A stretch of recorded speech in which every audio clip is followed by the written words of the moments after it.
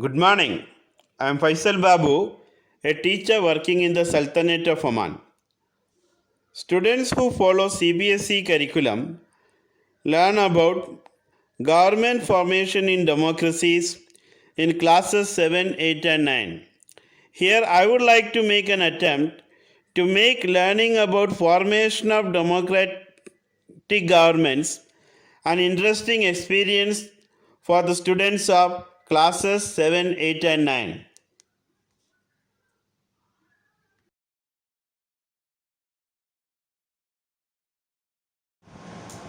Here in this picture, you can see Narendra Modi on the left side and E.K. Nayanar on the right side.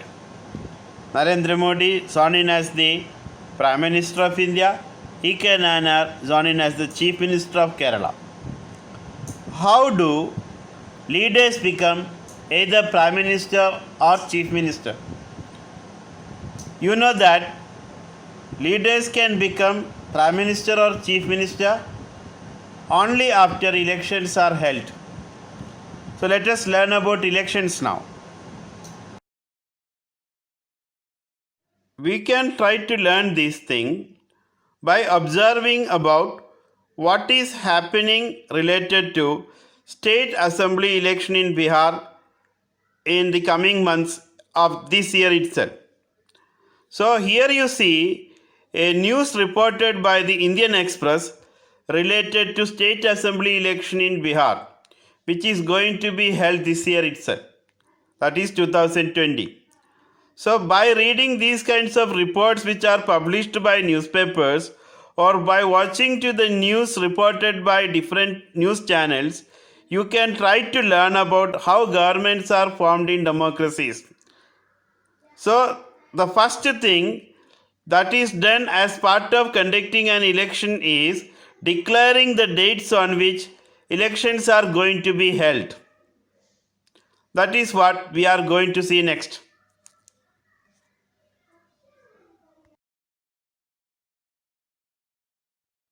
Here, may I tell you, my intention is to guide you on how to find out how elections are held in India. So here you can see I am trying to guide you to learn on how elections are held based on some reports about Bihar State Assembly election which was held in 2015.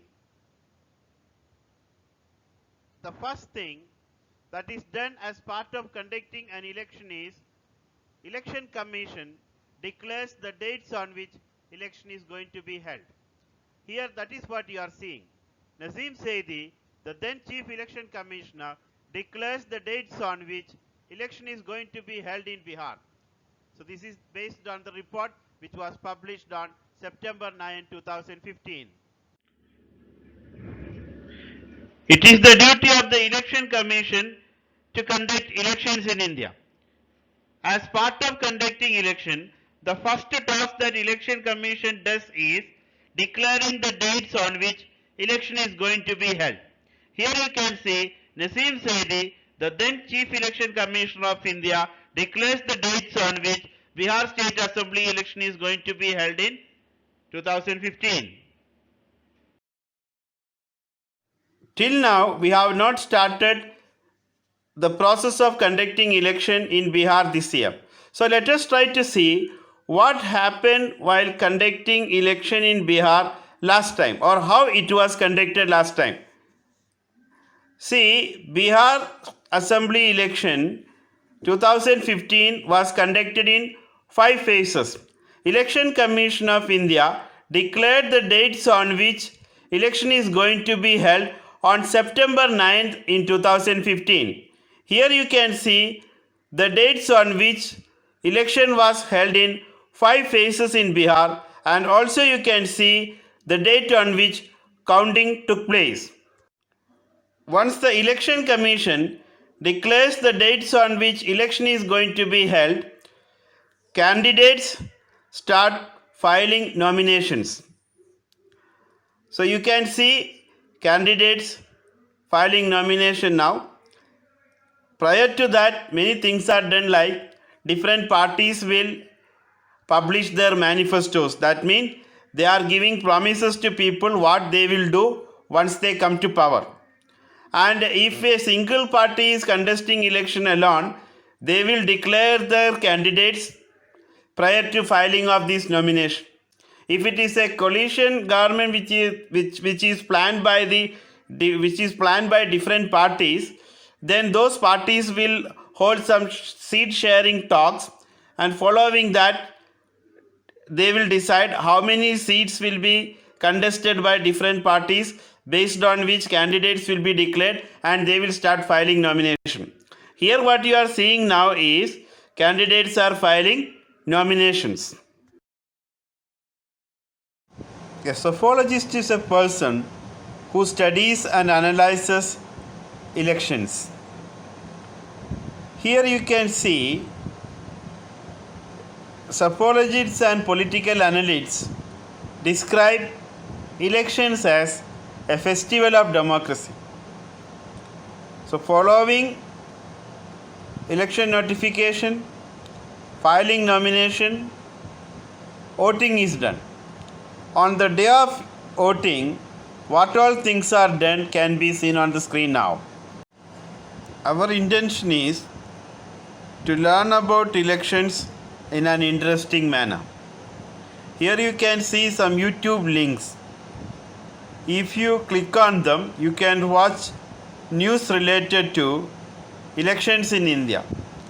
This will help you to learn about how elections are held in India in an interesting manner. Instead of listening to a teacher by sitting in a classroom, it will be interesting for you to learn yourself. You will be self-reliant and self-confident when you learn yourself. So you can learn about elections by reading newspaper report or by listening to news telecasted by news channels. So these links will help you.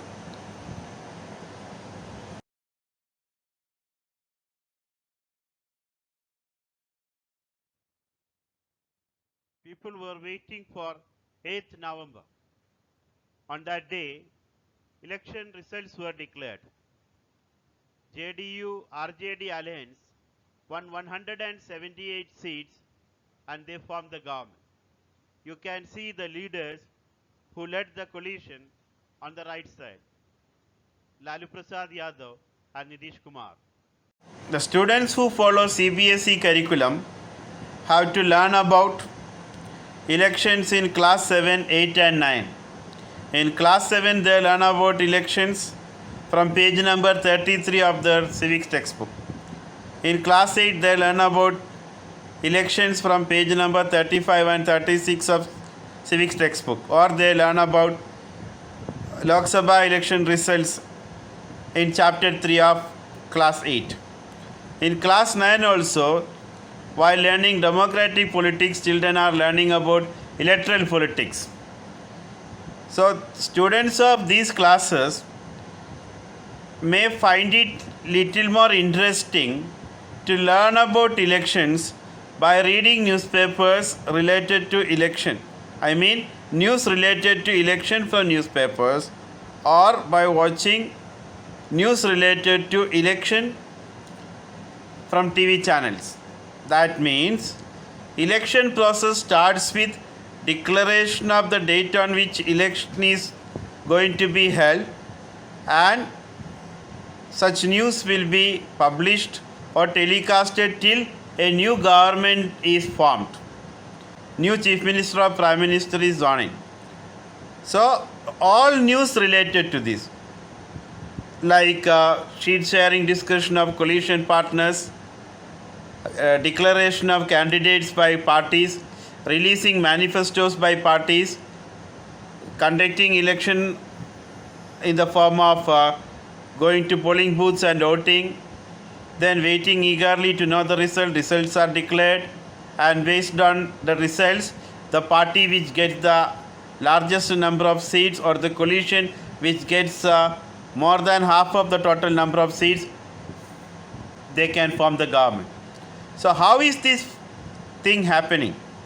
How is a government formed? This can be learned in a little more interesting way by reading newspapers or by listening to news reports related to elections.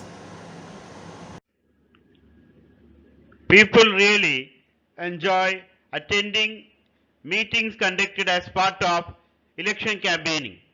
Here you can see the former Chief Minister of the state of West Bengal, Comrade Jyoti Basu, addresses a public gathering as part of election campaigning. Here are some newspaper reports about the election results and about campaigning and all.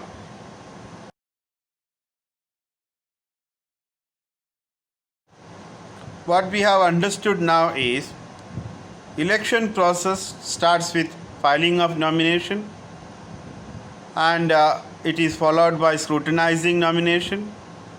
Then there will be campaigning. It will be followed by voting. Voting will be followed by vote counting. Then a government will be formed. This is how governments are formed in democracies.